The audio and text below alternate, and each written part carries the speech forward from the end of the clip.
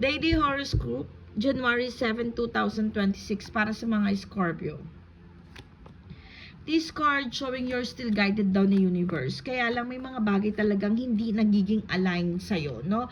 You need to be careful sa mga taong pahahalagahan mo, sa mga taong pagkakatiwalaan mo sa araw na ito. Nakikita ko dito magiging emotional ka kasi may mga bagay ka na mararamdaman. Like parang hindi naka-align sa'yo yung isang taong mahalaga sa'yo.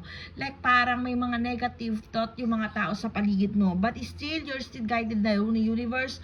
Focus to yourself at yon, medyo ingatan mo yung pagkakaroon ng pagtitiwala sa tao sa paligid mo, no?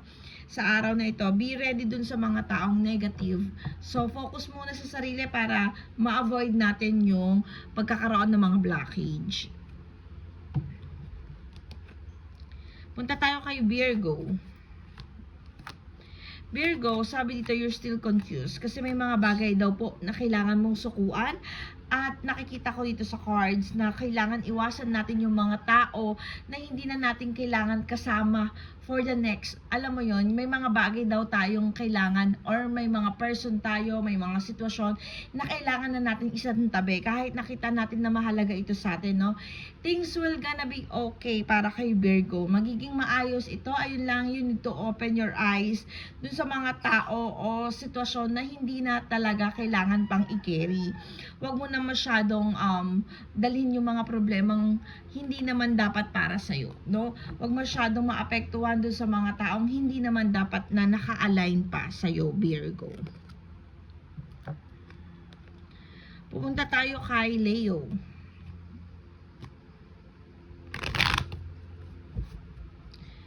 Leo, yung cards mo dito sabi, may mga bagay ka daw na malalaman or matutuklasan. Pero nakikita ko dito, Leo, pag-grab ng opportunity.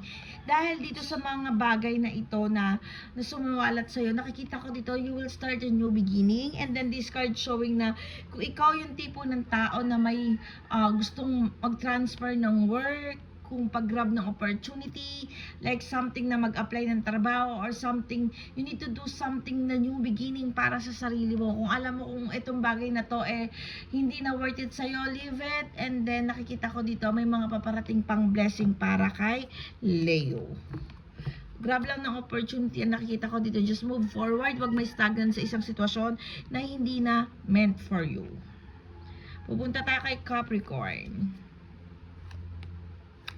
Capricorn, may mga nagne-negative sa'yo sa araw na ito, no? Nakikita ko dito sa cards na hindi naka-align sa'yo yung mga tao na mahalaga sa'yo. May mga sitwasyon na nakikita ko dito na wala talaga sa alignment, pero nakikita ko dito, alam mo kung ano yung mga dapat mong gawin. Then nakikita ko wag masyadong ilaan yung sarili mo dito sa moment na ito, kung alam mo namang hindi na naka-align sa'yo, no? This card showing may mga blessing na paparating, so dito ka mag-focus. I-aim mo muna yung sarili mo dun sa personal mong growth, kung saan ka magpo-for good or kung saan yung magiging mas maayos yung kalagayan mo. Kasi kung ibabase mo sa tao sa paligid mo, nakikita mo at mararamdaman mong hindi sila naka-align sa'yo. So, madadrag down ka lang. So, focus muna sa sarili, Capricorn, at huwag mong isipin yung mga tao sa paligid na nagne-negative sa'yo. Anyway, nakikita ko naman sa cards na mahalaga ka sa kanila. Ayun lang, hindi lang talaga naka-align sa'yo yung mga bagay na gusto nilang gawin. Kaya nagkakaroon kayo ng conflict. Punta tayo kay Pisces.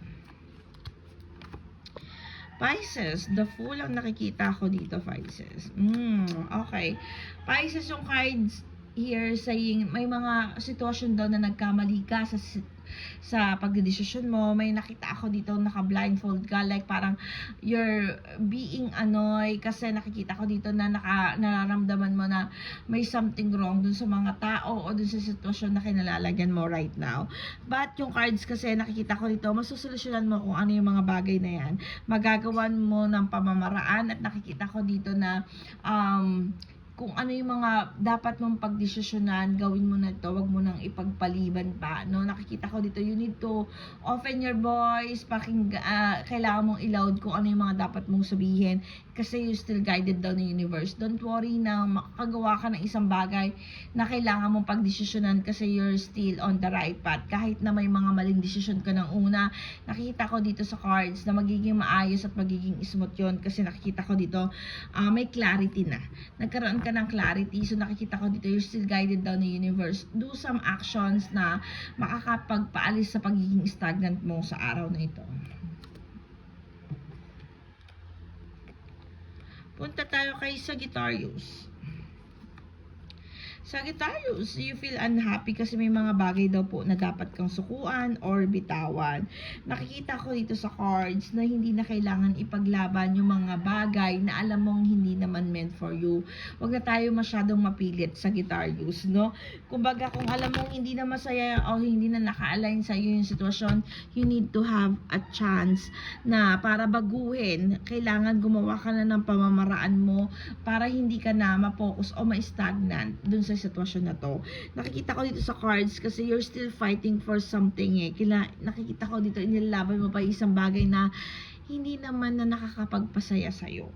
Like parang kung alam mo itong taong to hindi na ito okay, bitaw ka na. Kung itong sitwasyon na to alam mong hindi na masaya, hindi na naka-align sa mga bagay na gusto mo, bitawan mo na ngayon sa araw na to. Then nakikita ko dito you need to do something. Like parang you need to make parang wala na kasi patutunguhan yung mga bagay na pinaglalaban mo. Huwag mo na nating ipilit. Kumbaga, focus na tayo sa ibang thing na alam mong worth it na ipaglaban or dun tayo sa igigain mo. Punta tayo kay Aquarius.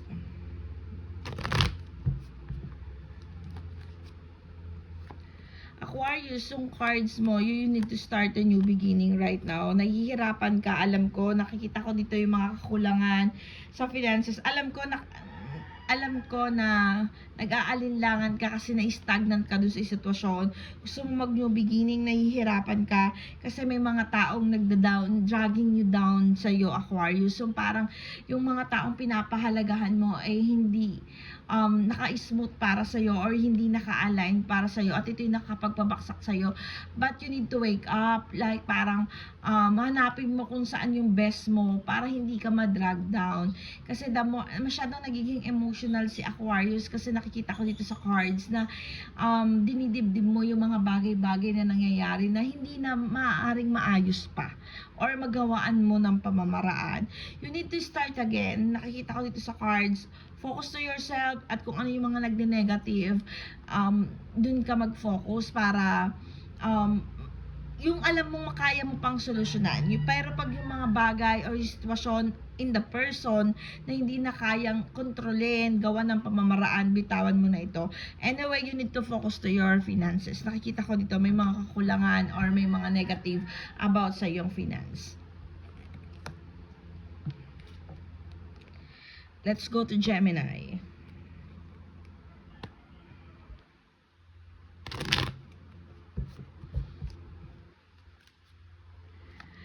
Gemini, sabi dito sa cards, you feel loaded and full, nahihirapan makapagsimula si Gemini, no? Nakikita ko dito, honestly, hindi naman mahirap sa'yo magbunga ng maganda yung mga bagay na ginagawa mo. Nakikita ko lang dito, you feel loaded kasi marami kang dapat na ginagawa. Nakikita ko dito sa cards na hindi mo pa nasisimulan, sinusukuan mo na. Like para bang, alam mo kung ano yung mga dapat mong gawin, naiisip mo pa lang pero napapagod ka na. Ito yung nakikita ko dito sa cards. You feel loaded ka, you feel full kahit wala ka pang nagagawa. Like parang wala ka pang nasisimulan. But this card showing, you need to focus. You need to do something, it would work para sa'yo. No, nakikita ko dito sa cards na sumusuko ka na kahit hindi ka pa gumagawa ng actions. But anyway, this card showing na mag-focus ka muna sa mga main na dapat mong gagawin kasi nakikita ko dito sa cards na Gemini, things will gonna be okay. Things will gonna be fruitful for you. Hindi mo lang nagagawa ng actions. Huwag mong isipin na mapapagod ka or hindi mo kaya or hindi mo alam kung paano masisimulan. Actually, nakikita ko dito sa cards, madali lang para sa yung gawin yun. Ayun lang, wag mo lang isipin kung gaano ka maapektuhan or yung pagod na mararamdaman mo para dito. Just you need to do something. Actions ang nakikita ko dito. Okay, Cancer. Cancer, nawawalan daw sa pagbabalance. Nakikita ko dito yung good connections. Nakikita ko dito sa cards. Sa ngayon, Cancer, nakikita kong okay yung connections mo with people. Pero, nakikita ko dito, yun hindi ka contented. Like, parang hindi ka panatag kasi feeling mo may something wrong. May okay naman yung actions, pero may kulang. Like, parang nararamdaman ko dito, hindi ka ganun ka-vocal.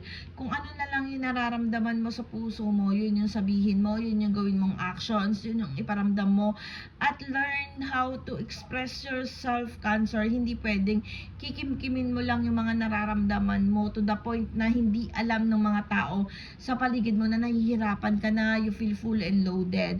You need to express yourself to be able na maintindihan nila kung ano yung nararamdaman mo, na magkaroon ng clarity na hindi lang ikaw yung nag-a-adjust. No, kasi nakita ko dito, you feel pain right now. Okay lang yung sitwasyon nyo, pero sa'yo hindi. Honestly, kasi nakikita ko dito, sinasarili mo lang yung problema na nararamdaman mo.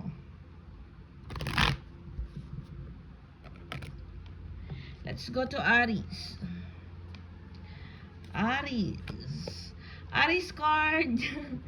Okay, Aries, nangunguna dito yung the devil card. So, ang ibig sabihin nito, nangunguna muna yung mga makamundong gawain. Sabi dito sa cards, nagiging unsuccessful kasi hindi mo inilalaan yung sarili mo towards to your goal. Nakikita ko dito you can.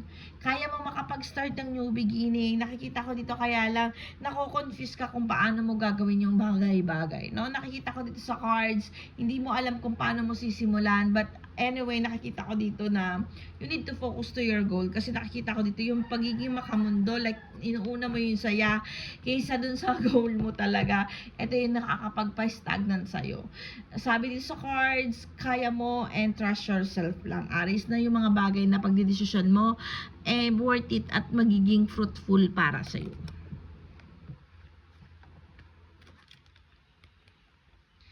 Let's go to Taurus. Taurus, sabi dito sa cards, napapahalagan naman daw yung mga actions na ginagawa mo.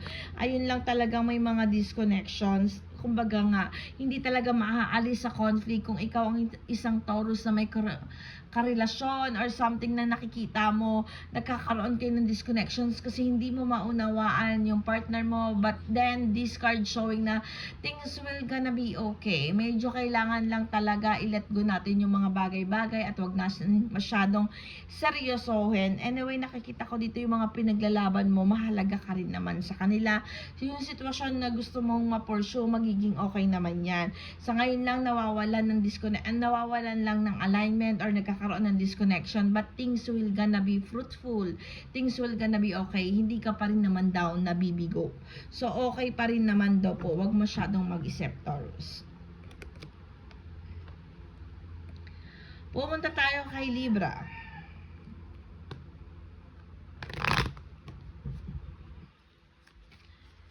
Libra, yung card kasi may mga maling gawa. Then nakikita ko dito yung disconnections. Libra, you need to check kung sa'yo talaga umiikot yung isang sitwasyon or isang person na talagang pinapahalagahan mo. If you are in the situation na confused right now, kung nandito ka sa isang sitwasyon na hindi mo alam kung ano yung susunod na mangyayari because you feel na hindi naka-align sa'yo yung sitwasyon or something wrong with the relationship, with the situations with you, you need to check kung saan nagmumula ito. This card showing kasing betrayals, no? Nakikita ko dito yung mga maling gawain dahil sa betrayal. So, mahirap magkaroon ng solusyon kung hindi natin alam kung ano yung talagang problema. So, be careful sa taong pagkakatiwalaan mo, paglalaanan mo ng oras mo. Be careful dun sa isang sitwasyon sa buhay mo right now, tong araw na to, na ilalaan mo ng todo-todo. Like, sa this card showing na be mindful din sa pagdidesisyon mo sa araw na ito. And focus to yourself din. Nakikita ko dito sa cards kasi may mga disconnections. You're so confused kasi masaya okay naman pero may something wrong. May something na kulang. But nakikita ko dito sa cards, alamin mo kung ano yung sitwasyon na to bago ka gumawa din ng isang desisyon. At ito po ang aking daily horoscope o daily guidance. Paalaala po, ito ay gabay lamang sa araw-araw.